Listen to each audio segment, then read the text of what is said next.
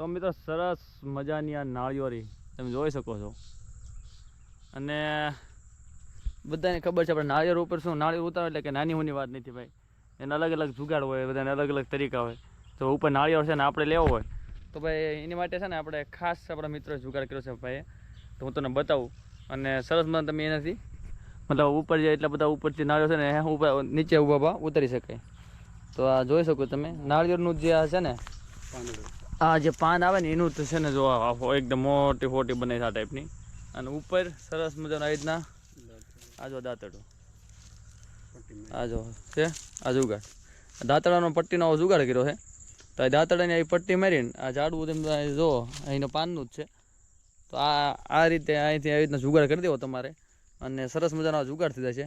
ત્યારબાદ છે ને હવે તમને ભાઈ પાડીને બતાવે એ હું તમને બતાવું કેવી રીતના ભાઈ પાડે છે. જો ઉપર છે ને નાળિયેર તમને આમાં કદાચ દેખાય ન દેખાય પડે એટલે તમને હું બતાવું, પણ કઈ રીતના સરસ આ જુગાડ ભાઈએ કરીને પાડ્યું ને એ જુઓ તમે.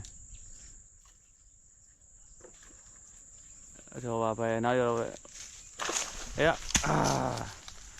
તો જોયું આ આવી ગયું છે આપણું નાળિયેર સરસ મજાનું. તો ભાઈ આવો દેશી જુગાડ તમે ઉપયોગ કરો છો અને જો ભાઈ અહીંથી અલગ જુગાડ ઉપયોગ કરતા હોય ને તો ભાઈ કોમેન્ટ કરીને જણાવજો. આ ખાસ બરોબર આવો દેશી ઉપયોગ અને કેવું લાગ્યું આ ભાઈ નાળિયેર એ પણ આપણે કોમેન્ટ કરજો.